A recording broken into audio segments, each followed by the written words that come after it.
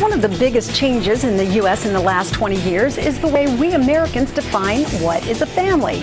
No longer the two-parent, 2.1 child. The American family now consists of single parents, unmarried couples, adoptive parents, step-parents, gay parents, and a blending of all of the above.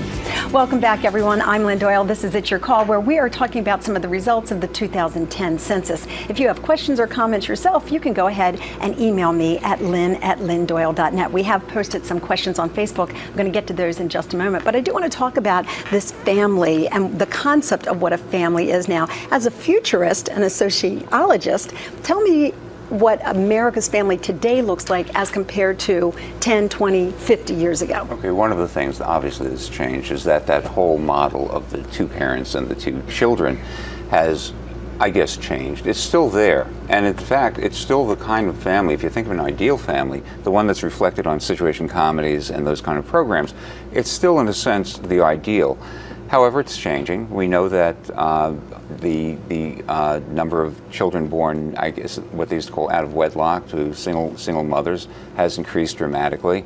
Almost 4 in 10 at this point are not to a married couple. So that's changed. But I think what's happened is, and this is where I think the family and the extended lifespan increase has changed this dramatically. As you have more generations living together, you will start to see, I think, the redefinition and the reaffirmation of the extended family, which seemed to have disappeared in the 1950s and 60s as we went to this kind of isolated nuclear family that would move around the country together and move away from the grandparents. Now, with the potential of 4 and 5 generations living healthily together, I think you're going to see a much more symbiotic and synergistic relationship between the generations. We're actually seeing a return to the multi-generational family now, where kids have moved back in with their parents, or maybe grandma is still, back in the home with the family. That's actually a return to how life was early in America.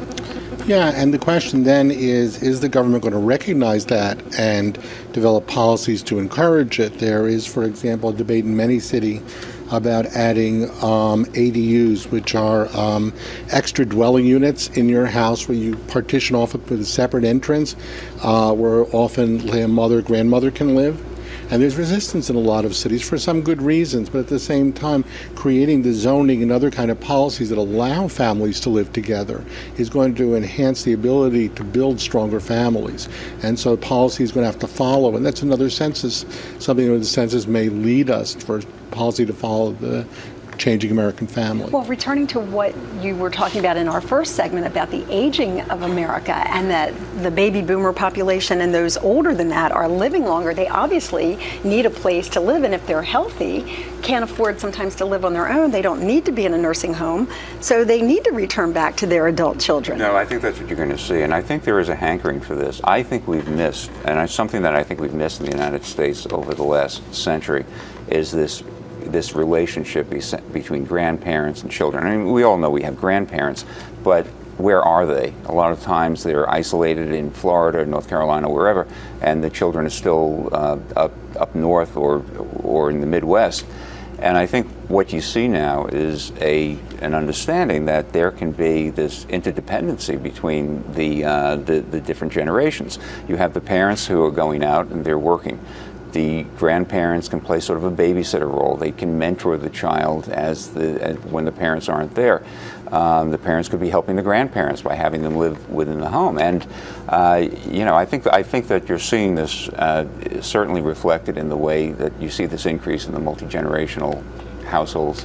Okay, on that note, we're going to go back to the telephone, where we are joined now by Cheryl Russell. She's the editorial director of New Strategist Publications, which is the publisher of reference tools, and she has some insight on these census results as well. Cheryl, it's good to have you with us. Yes, happy to be on the show. I was really interested when I was reading your pre-interview that you said one thing that came out of this census findings is that childhood is now being extended to perhaps the age 30. And I know you don't mean real childhood, but before people get out on their own and, and establish themselves. Tell me a little bit more about that, because I have a 28-year-old and I'm really fascinated by it. Yeah, and I have a 23-year-old and I'm just getting involved in it. So But yes, childhood has been extended up until about the 30 to 34 age group.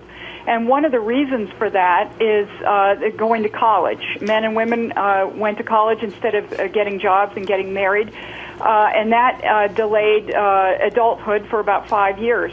And about age 30, people have graduated from college, begun to work, and they're looking at buying homes. And that's when it used to be, until recently, that is when home ownership reached above 50%. And as home ownership goes above 50%, you also see voting rates rising above 50%. And that is really the culmination of becoming an adult, is taking part in community and civic activities. So earlier in the show, we've been talking about the aging of America, and I think our minds typically go to people over 50 and above. But now you're actually throwing something new into the mix. It's the aging of the 30-year-olds. They don't actually take part in any of the adult responsibilities that perhaps some of us did at 18 or 20 until they're older now. What does that tell us about what the future is going to look like for America? Well, I think we're in a big transition right now because at this point, because of the economy, adulthood is being delayed not just because of college, but also because people are unemployed and they are postponing marriage and postponing having children. So in the past few years, we've seen marriage rates declining.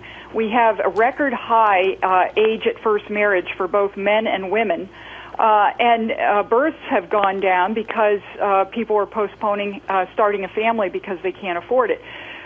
So there's a lot of factors now that are pushing that age of adulthood into closer and closer to around age 30. Okay, so we are going to be seeing a trend perhaps in the coming years where people are not having as many children as they've had in the past?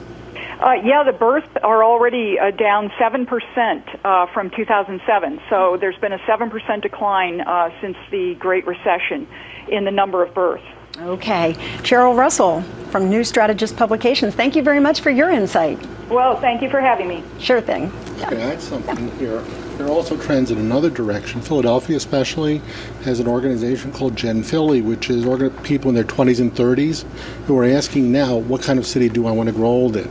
And they're thinking about aging issues, and they're thinking of cross-generational issues. So there are also people in that age group who are thinking very seriously about the future in a way that I think people in their 20s and 30s did not think about the future, at least when I was that age. Well, I'm glad that you brought that up, because we're also seeing a trend moving away from the cities, are we not? People are not necessarily staying in these large cities as much as they are looking for the warmer climates of the South or the expansive areas of the West. Yeah, can I just add, the suburbanites, the trend towards suburbanization is still increasing. I think it's still about 50% of the people living in a suburban kind of area. You do see the one group that is actually moving, some people moving back into the city are the empty nesters. But as we just heard, those empty nesters are disappearing because their children are moving back into their homes. I just wanted to make a comment on what she was talking about. I'm not so sure this extension of childhood is necessarily a good thing for society, and let me just tell you why. First of all, it's fine if people want to live together in a multi-generational household. That's fine. I think, as I mentioned, I think that's a good symbiotic, synergistic relationship. However, if they're doing this because they cannot get a job, they cannot get a foothold into the productive economy, they will not be forming their own households at any point. They will not be forming their own families.